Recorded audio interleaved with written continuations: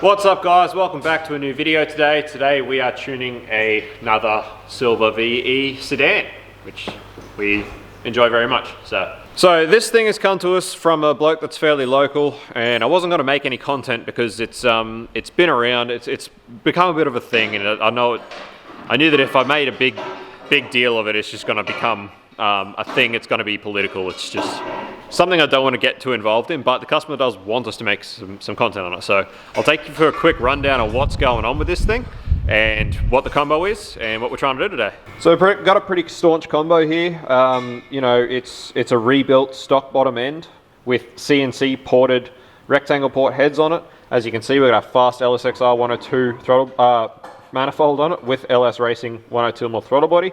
Plus our VCM OTR. From what we can see, it's got VCM pipes on it, and basically it's a really awesome combo. It came here on E85.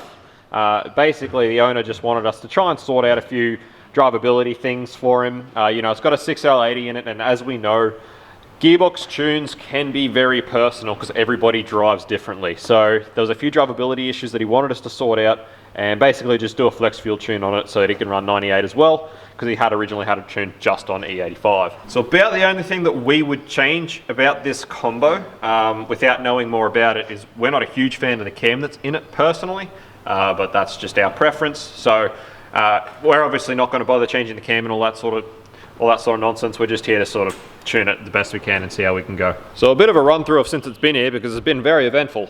So it got here, it had been tuner locked, which was the first problem. So we had to have the ECU sorted out so that we could actually tune it. So we had it unlocked so that we could actually go on with what we were doing. Started running it up, and we had some wild fuel pressure issues. So fuel pressure was just diving off, just completely gone. It was just nowhere. So we pulled the pump hanger out of the tank, and it was an Aeroflow drop-in pump. And you know, we are pretty big supporters of Aeroflow, as you can see. We use quite a lot of their products, and a lot of their products are really good, but for whatever reason, every single Aeroflow fuel pump we've had come through the shop has been just busted from the get-go, from the start. None of them have actually worked properly.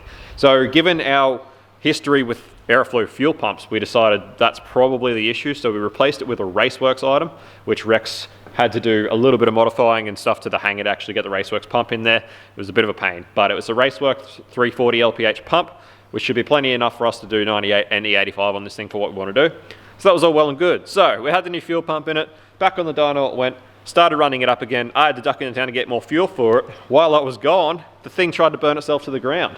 So it was a really scary moment for Rex, but lucky it made some weird noise from the back left, and Rex actually got out to check whatever the noise was, noticed that there was flames. It's a really weird fire. We still don't understand why it started, but it started around the passenger side, or sorry, the driver's side O2 sensor area here. Luckily, Rex was onto it super quick. No real bad damage was done. The only real damage that it did was a little bit of damage to that wiring up the O2 sensor side, which we know is also the CAS sensor area. So being that it's quite important, that CAS sensor and everything else there, we decided to actually put this on the hoist, pull the pipe out of this side, pull it all apart, pull the wiring back up and repair everything and recover it all, because it's really important bit of wiring that can't really just be left. You know, the damage was superficial. None of the actual physical wiring was damaged, just the plugs were damaged and the sheathing was damaged. So we repinned the plugs with new plugs, you know, repaired all the sheathing and recovered everything, and now it's all sweet. So we just finished that up. Then we started it to see how it was going, and the O2s were disagreeing with each other, and we did some hunting around and found some leads that were sort of not too happy and arcing out. So we've done sort of the best we can and put some what do you call them? Socks, ceramic socks on the leads to try and protect them a little bit from the heat. These are VCM pipes. We're not a huge fan of them just for how hard they are to work with compared to some other pipes on the market. So we don't normally put these on cars. So yeah, it was a bit of a pain, and it seems these pipes seem to get fairly hot for whatever reason. But either way, it's sorted now. It's finally back on the dyno, and we're finally able to go ahead with our tune after many days of stuffing around. What a roller coaster this one's been. But anyway, aside from that, as you can see, pretty staunch combo. The cam specs, I can't remember exactly what they are, but it's not a lot of lift, fair bit of duration, really low lift on a really tight LSA. So the other thing that was worrying us about that is we're not sure how much has been taken off the heads to get the compression back up. Being that the cam's fairly big duration on a really tight LSA, you're really dropping that dynamic compression. And when it comes to E85, you really need compression to make any gains when it's NA. So if not enough's been taken off the heads and not enough compression's been put back into it, we hypothesize that we probably won't make that much more power on the E85 tune as we will on the 98 tune. So that remains to be seen. Again, we didn't build the engine, we didn't choose the combo, so we don't know how much was taken off the heads, we don't know what they CC'd at, we don't know any of that. So, you know, it is what it is. So let's tune it, let's see what it does on 98, and let's see what it does on E85. We've also got a 2800 stall converter in this thing as well, so can't leave that out. That pretty much rounds it out. Twin 3-inch exhaust with the VCM, looks like VCM pipes, we're assuming they're VCM. But anyway, the fire thing is still really bizarre to us. It's really strange. There's not really anything on that side that could cause any damage. By the way the O2 sensor plug was, the state that it was in, we reckon it's been melted before, but even then, there's nothing there that could really spark a flame or fuel the fire. The fuel line is hard line all the way up to our flex fuel sensor, which is up here on this side. So that is all hard line all the way back to the tank. So there's nothing to do with fuel. All you've really got there is wiring and a pipe. And you know, we've had pipes really, really hot before. We've had pipes melt plugs, melt wiring, do all sorts of stuff. Never have they ever flamed up. Like, never has it ever actually sparked a flame. Really, really strange. So, you know, we repaired it, we investigated everything we could. We still can't come to a conclusion as to what we reckon actually caused it to start flaming up. But, you know, we've put it all back together. We've tied all the wiring as far away from the pipes as we possibly can. And we'll just see how it goes.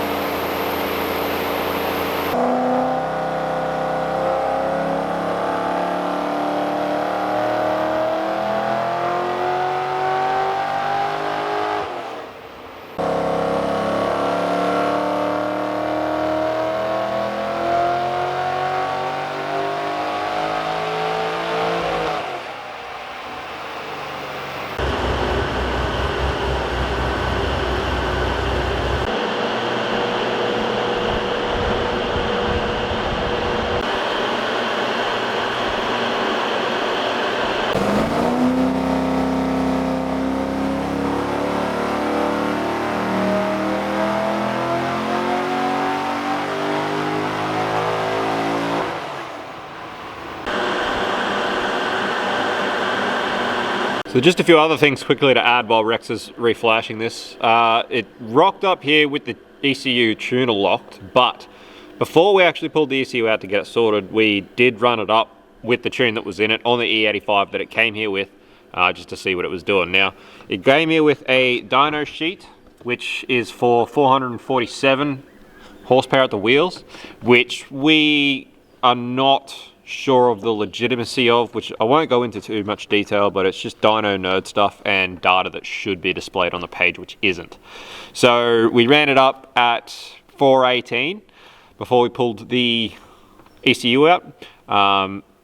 Everything seemed alright at that point, although that being said, the next thing, when we put it back on the dyno with 98, the fuel pump wasn't any good. So it didn't lean out or anything, but we think it might have been tuned around, that fuel pump or something like that. But anyway, either way, it ran up at 418 on this dyno, and so that's what the baseline was of the E85 tune that it came here with. So as I talked about with the way the heads can be done with the cam selection and that sort of thing, we don't particularly expect that we'll do any better with power. honestly, the only reason we're really going through all of this is because we had to unlock the ECU to start with, because to do the flex fuel sort of thing. So we're not hunting for more power than that. We don't think that we can do any better than the last tuner had done per se. It's again more so to fix drivability things, which is a personal preference as far as the gearbox behaving and how it shifts and what it does. So it's part of the course of how we had to get to where we are, or how we had to get to the result the customer was after. But yeah, that's just a bit of backstory of what's going on. So.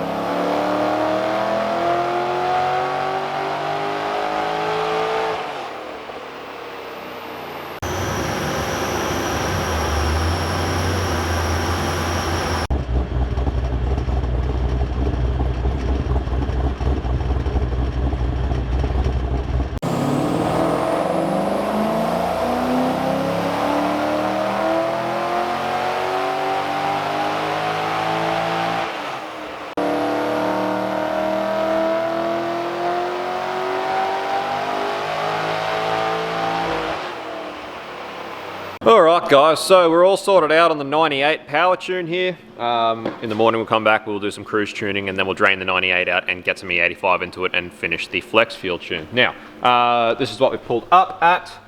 So you can see green run is our 98 tune, 421.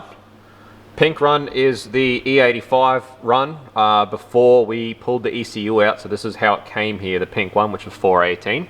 And this red one, the 406, that's a run without the converter locked up. So you can see on the converter, getting a lot more down low, losing that little bit up top. With the converter locked up, we're not getting that torque multiplication down low, we're not getting the benefits of the converter down there, but we are making just a little bit more peak.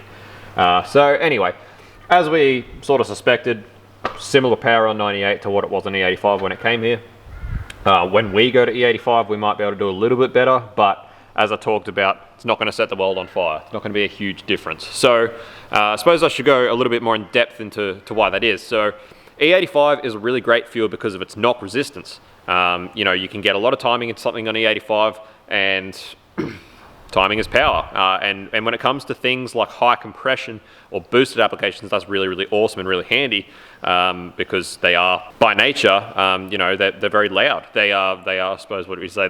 They'll knock easily. But what we do find with LSs is by the time you go to a nice big cam, dropping that dynamic compression down, you know, big exhaust and intake and stuff like that, letting them breathe, what we do often find is that these things aren't a knock limited combination.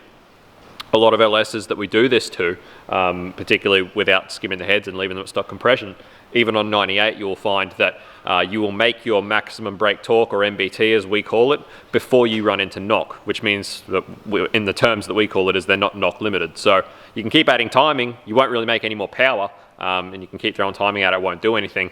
It's just its peak power is at maximum brake torque.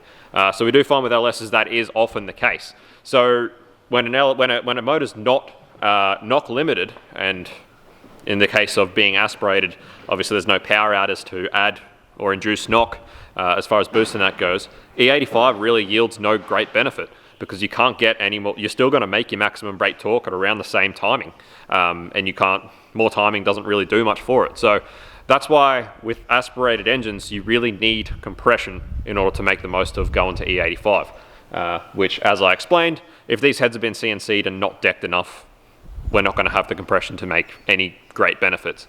So we've had heads before that we've had CNC'd, they've had people CNC chambers and deck 30 thou off them, and you know, by the time you do your valve job and your valves are back in the seats about another 20 thou after a valve grind, and you know, your chambers are CNC'd and then decked, they will often CC at just about the same as a stock head would. So you know, if you're not taking that deck height off them, you're really not getting the compression in there.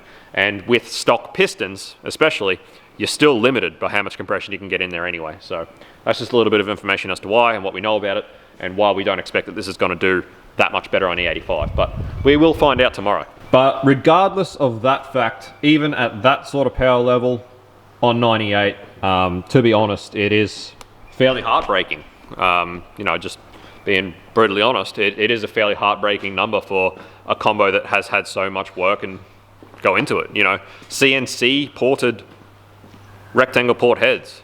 You're looking at huge CFM, like big flow.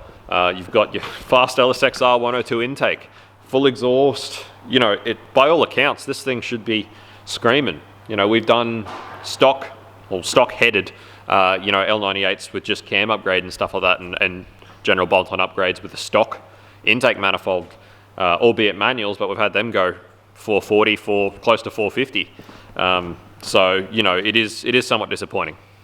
But for us, we reckon it's just the combination of potentially the compression and the cam selection is not what we would have chosen. Anyway, again, guys, we don't know what the compression's like. I can't stress this enough. We had nothing to do with putting this combo together, so we don't know. How's that? So this is our torque, firewall torque, calculated by the dyno. You can see how much difference the converter makes. No converter, converter. So converter locked up, converter unlocked.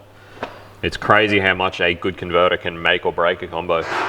All right, guys, back here today. Rex just finished up doing a whole heap of cruise tuning and getting it to idle and all that fun stuff that goes with tuning, all of the other unglamorous stuff that goes with tuning, making the car actually drive good. The power tune is a very small percentage of what we actually do. Yeah, that's it. The power tune's very small percentage of tuning, and it's actually probably the easiest part of it, is just getting the power numbers. The rest of it, which is the hard part, is getting it to drive the way it should. When it's cold, when it's hot, when it's idling, in gear, out of gear, it gets complicated. Anyway, I digress. It just ran out of 98. We just ran out of fuel. Anyway, the customer's fairly keen for us to swap the cam out, put a cam that we think is going to do a lot better in this thing, and try and sort of see what's going on with the heads and see what's been done, and basically just quickly us run through it and sort of do what we would like to do to it. But that won't be for a little while. For now, he just wants it obviously tuned, and later on down the track, when he wants to throw some more money at it, he'll get us to do a few more things to it.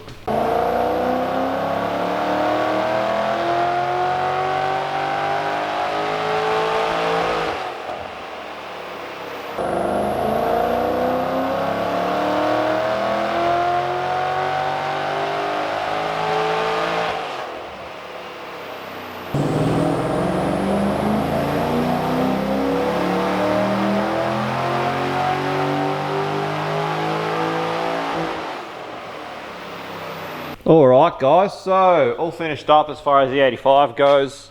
We've ended up at 438, so close to 440, which is not too bad of a gain, honestly. It seems that pretty much, I reckon, the cam is about all that's letting this thing down, really. I think with a cam swap, something with a bit more lift and a bit wider lobe and a bit more duration, I think we'll get a much better result. So, you know, obviously 440 is a better result than where we were at, but as I talked about just before in this video, you know, we've seen those sort of results out of much less severe combos than this. You know, much more stockish combos with just cam upgrades and stuff. So nothing that can't be sorted out. Anyway, guys, we're going to go do some gearbox tuning, get this thing pretty much dialed in for now, but it will be coming in for a new cam very soon. But anyway, that's all I wanted to show you guys, and hopefully teach us a little bit more about E85, particularly in aspirated applications in engines like this, where we don't find we're really that knock limited by the time we go to big cams and dropping dynamic compression and that sort of thing. So hopefully you've learned something from it. Anyway, I think we'll probably be seeing this thing back in the future for a little bit more work, and looking forward to it, because again, like I said, silver VEs, you just can't bloody beat them. How many silver VEs have we done now? And they get me every time. Everyone's a little bit different, but every one of them, I really like them. I don't know what it is, but this color, this nitrate's a really nice color. I like it. Anyway, thanks for watching. Peace out, see you, bye.